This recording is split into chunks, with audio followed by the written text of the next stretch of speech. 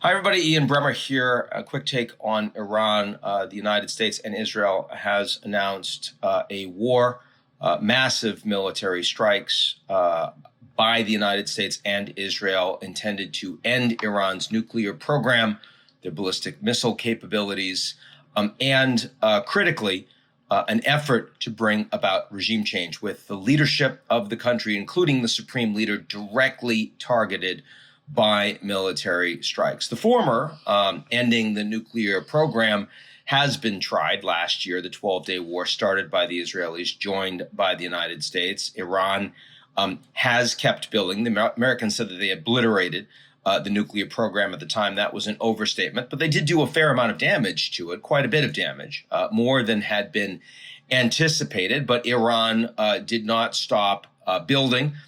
Did not stop obscuring its program from international inspectors, and they continue to build their ballistic missile capabilities despite numerous Security Council resolutions against them on that front.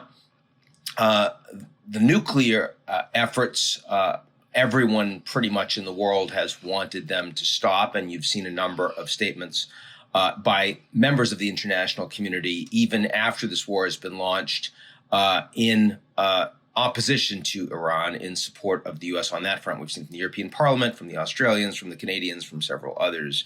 The regime change point is very different here, of course, and it's a lot harder to bring about regime change without boots on the ground from the air, even if they were able to kill a lot of the leadership. That is very different from saying that the regime cannot reconstitute itself, that the Islamic Revolutionary Guard Corps will not exist or will not continue to run the country in some capacity. And that's something to watch very carefully. Now, there's no surprise that there were military strikes here.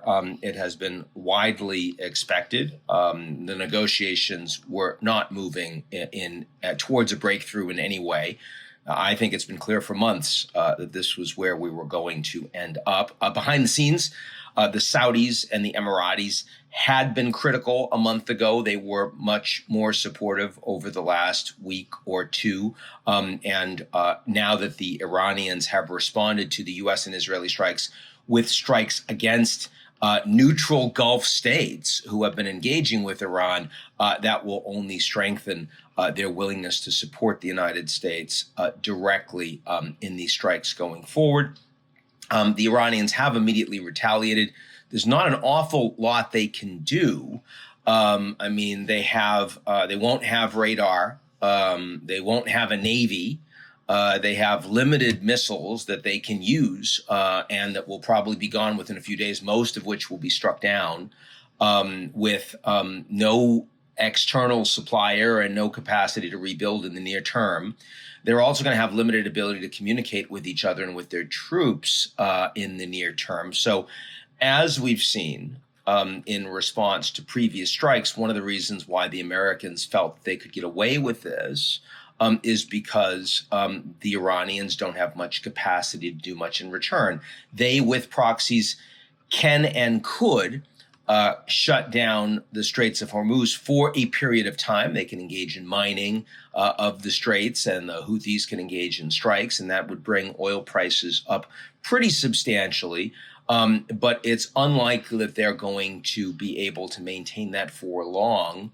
Again, that would bring Gulf states more directly into the conflict. They could potentially engage in strikes against critical energy infrastructure in the region.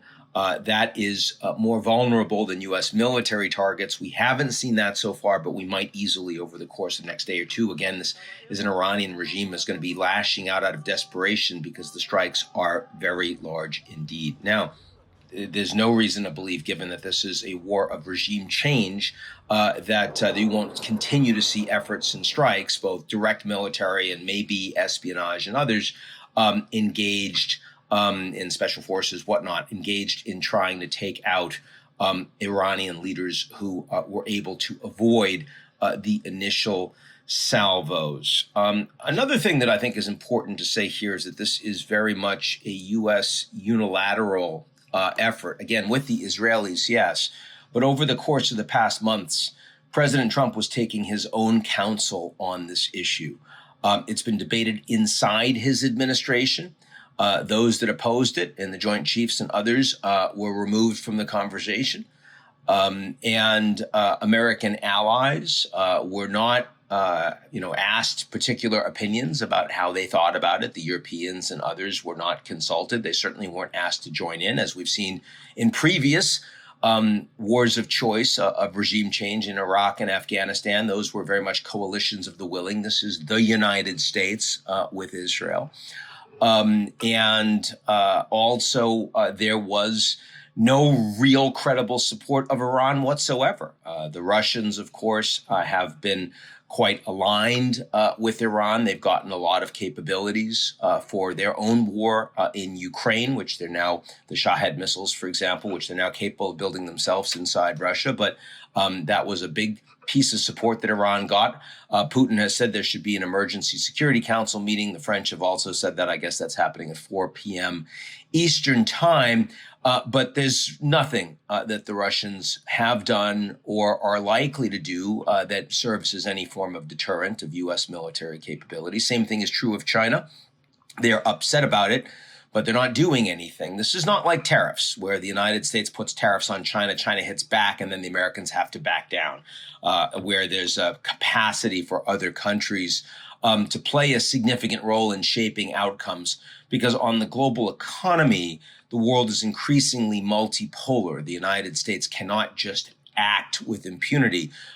Militarily, the Americans can. And whether you support these strikes or you oppose them, it's important to recognize that U.S. military power is largely unchecked globally.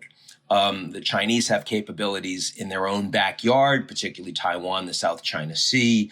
The Russians have some capabilities, less than they'd like, in Ukraine. But globally, there's no one remotely close to the United States. Yes, by the way, that plays out with the Anthropic discussions that have occurred over the last 12 of 24 hours, which have now come off the headlines, given what's happened in Iran.